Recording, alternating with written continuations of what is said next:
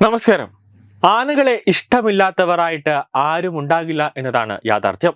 ആനകൾക്ക് പലതരത്തിലുള്ള പേരുകളുണ്ട്. പടയപ്പ, PT7 എന്നൊക്കെ വരുന്ന പേരുകൾ നമ്മൾ കേട്ടിട്ടുണ്ട്. കൂടാതെ ചക്കക്കൊമ്പൻ ഉൾപ്പെടെയുള്ള പേരുകളും നമ്മൾ കേട്ടിട്ടുണ്ട്. മൂന്നാർ ജനതയുടെ കണ്ണിലുണ്ണിയായി മാറിയ പടയപ്പ എന്നാൽ ഇപ്പോൾ മൂന്നാർ ജനതയുടെ പേടി സ്വപ്നം കൂടിയാണ്. ആനകളെ ഇഷ്ടമില്ലാത്തവരായിട്ട് ആരും ഉണ്ടാകില്ല എന്നതാണ് മറ്റൊരു കാര്യം. ആനകൾക്ക് പലതരത്തിലുള്ള പേരുകളുണ്ട്. പടയപ്പ, PT7, ചക്കക്കൊമ്പൻ എന്നിങ്ങനെ പല തരത്തിൽ നമ്മൾ പേരുകളിട്ട് വിളിക്കും. മൂന്നാർ ജനതയുടെ കണ്ണിലുണ്ണിയായി മാറിയ പടയപ്പ ഇപ്പോൾ മൂന്നാർ ജനതയുടെ പേടി സ്വപ്നം കൂടിയാണ്. ഇന്നലെ രാത്രി മൂന്നാറിൽ വീണ്ടും പടയപ്പ ഇറങ്ങി. എന്നിട്ടോ വഴിയോര കടകളും വാഹനങ്ങളുമെല്ലാം തകർത്ത് തരിപ്പണമാക്കി. 2 മണിക്കൂറോളം പടയപ്പ പരാക്രമണം തുടർന്നുകൊണ്ടേയിരിക്കുകയായിരുന്നു. വനവകുപ്പ് RRT സംഘം എത്തി ആനയെ കാട്ടിലേക്ക് തിരുത്തി ഓട്ടിച്ചു. ഇന്നലെ രാത്രിയാണ് കാട്ടാന മൂന്നാറിലേക്ക് ഇറങ്ങിയത്. തുടർന്ന് നാട്ടുകാർ ആനയെ തുരത്താൻ ശ്രമിച്ചുവെങ്കിലും ഫലമുണ്ടായില്ല. തുടർന്നാണ് വനംവകുപ്പ് RRT സംഘം എത്തി ആനയെ തുരത്തുകയായിരുന്നു. ആന പ്രദേശത്ത് തന്നെ ഉണ്ട് എന്നാണ് നാട്ടുകാർ ഇപ്പോഴും പറയുന്നത്. ഉടൻ തന്നെ കാട്ടിലേക്ക് മാറ്റണമെന്നും നാട്ടുകാർ ആവശ്യപ്പെട്ട് രംഗത്ത് എത്തുന്നുണ്ട്. രാത്രി റോഡരികിൽ നിർത്തിയിട്ട വാഹനങ്ങളും വഴിയോര കടകളും ആന തകർക്കുകയും കടയിൽ വിൽപ്പനയ്ക്കായി സൂക്ഷിച്ചിരുന്ന ഭക്ഷ്യവസ്തുക്കളും ആന നശിപ്പിക്കുകയും ചെയ്തു. എന്നാൽ ആളപായമൊന്നും ഇല്ലാത്തതാണ് ഒരു ആശ്വാസകരമായ ഒരു കാര്യം. മഴ ശക്തമായിട്ടും ജനവാസ മേഖലയിൽ നിന്ന് പിൻവാങ്ങാതെ പടയപ്പ എന്ന കാട്ടാന നില ഉറപ്പിക്കുകയായിരുന്നു. മൂന്നാർ, മറയൂർ മേഖലകളിൽ കാട്ടാനയുടെ ആക്രമണം പതിവായതോടെ വലിയ ദുരിതത്തിലാണ് നാട്ടുകാർ ഇപ്പോൾ. കൃഷിയിടങ്ങളിൽ ഇറങ്ങുന്നതിനൊപ്പം വീടുകൾക്ക് നേരെയും ഇപ്പോൾ പടയപ്പ ആക്രമണം നടത്താറുണ്ട് എന്നാണ് നാട്ടുകാർ പറയുന്നത്.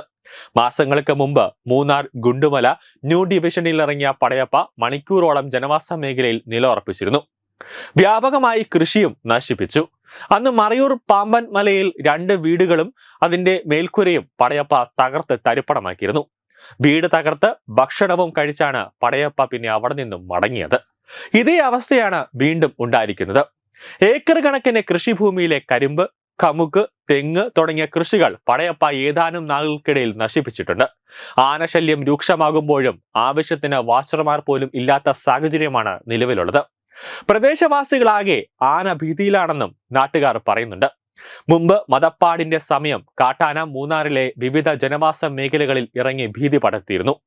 മറയൂർ മൂന്നാർ റോഡിൽ പടയപ്പ വാഹനങ്ങൾക്ക് നേരെ പാഞ്ഞടുക്കുകയും ആക്രമണങ്ങൾ നടത്താൻ ശ്രമിക്കുകയും ചെയ്തിരുന്നു. ഇത്തരം സാഹചര്യങ്ങളിൽ പ്രദേശവാസികൾ നൽകുന്ന വിവരം അറിഞ്ഞ് എത്തുന്ന വനംവകുപ്പിന്റെ RRT ടീം തേയിലത്തോട്ടത്തിലേക്കാണ് പടയപ്പയെ കയറ്റിവിടുന്നതെന്നും ആരോപണമുണ്ട്. മൂന്നാറിലെ തമിഴ് തൊഴിലാളികളാണ് പടയപ്പ എന്ന ഓമന പേരിൽ ഈ ആനയെ വിളിച്ചു തുടങ്ങിയത്. കാട്ടാന കൂട്ടങ്ങൾ ഇടുക്കിയിലെ എസ്റ്റേറ്റ് മേഖലകളിൽ ഇറങ്ങി ആക്രമണങ്ങൾ സൃഷ്ടിക്കുമ്പോൾ ആരെയും ഉപദ്രവിക്കാതെ ഭക്ഷണ സാധനങ്ങൾ മാത്രം കണ്ടെത്തി കഴിച്ച് നാട് ചുറ്റുന്ന രീതിയാണ് പടയപ്പ ആദ്യം കാണിച്ചിരുന്നത്. കോവിഡ് ലോക്ക്ഡൌൺ സമയത്ത് മൂന്നാർ ടൗണിൽ സ്ഥിരം സന്ദർശകനായ ഈ കാട്ടാന മാസങ്ങൾ പിന്നിട്ടെങ്കിലും ഉൾക്കാട്ടിലേക്ക് പോകാൻ തയ്യാറായിരുന്നില്ല. ആദ്യകാലങ്ങളിൽ ട്രാക്ടർ പടയപ്പയ്ക്ക് ഭയമായിരുന്നുവെങ്കിലും ജനവാസ മേഖലയിൽ തമ്പടിച്ചതോടെ ആ ഭയം ഇല്ലാതായി. പ്രായം കൂടിയതോടെ കാട്ടിൽ പോയി ആഹാരം കണ്ടെത്താൻ കഴിയാത്തതിനാൽ ജനവാസ മേഖലയിലെ സമീപങ്ങളിലാണ് ഈ ആനയെ പൊതുവെ കാണാറുള്ളത്. പടയപ്പയും കാട്ടിൽ നിന്നിറങ്ങിയ ഒറ്റയാനും തമ്മിൽ മുമ്പ് ഏറ്റുമുട്ടിയിരുന്നു. പൊതുവെ ശാന്ത സ്വഭാവമുള്ള പടയപ്പ ആ സംഭവത്തിനു ശേഷം പടയപ്പ എപ്പോഴും പ്രകോപനം സൃഷ്ടിക്കുന്ന രീതിയിലാണ് പെരുമാറുന്നത് എന്നാണ് നാട്ടുകാർ പറയുന്നത്. ചാക്കുകൾ കയറ്റിയ ട്രാക്ടർ പടയപ്പ 50 അടി താഴ്ചയിലേക്ക് കുത്തിമറിച്ച് ഇട്ടിട്ടുണ്ട്. അതുകൊണ്ട് തന്നെ ആദ്യമൊക്കെ പടയപ്പയെ എല്ലാവർക്കും ഭയങ്കര സ്നേഹമായിരുന്നുവെങ്കിൽ ഇപ്പോൾ പടയപ്പ വരുന്നു എന്ന് കേൾക്കുമ്പോൾ തന്നെ മൂന്നാറിലെ ജനങ്ങൾ ഇറങ്ങി ഓടി ഒരു സുരക്ഷിതമായ സ്ഥാനത്ത് ഒളിച്ചിരിക്കുകയാണ് ചെയ്യുന്നത്. കാരണം പടയപ്പ ചിലപ്പോൾ തുമ്പിക്ക് വേണ്ടി ചുറ്റിയെടുത്ത് വലിച്ചെറിയും, അല്ലെങ്കിൽ കടകൾ തകർക്കും, വാഹനങ്ങൾ തകർക്കും, എന്തൊക്കെ അവിടെ കാണിച്ചു കൂട്ടുമെന്ന് ആർക്കും ഒരു നിശ്ചയവുമില്ല എന്നതാണ് വസ്തുത.